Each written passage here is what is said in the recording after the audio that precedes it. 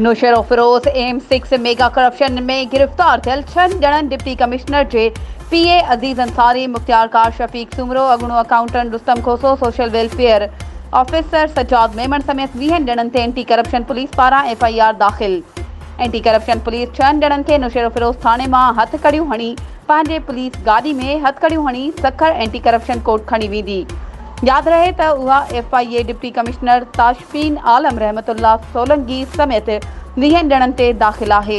बाक़ी जवाबदार रूपोश आहिनि, जॾहिं त ताशफीन आलिम मलाइशिया ऐं रहमतुल्लाह सोलंकी ईरान भॼी वञण में कामयाब थी विया आहिनि।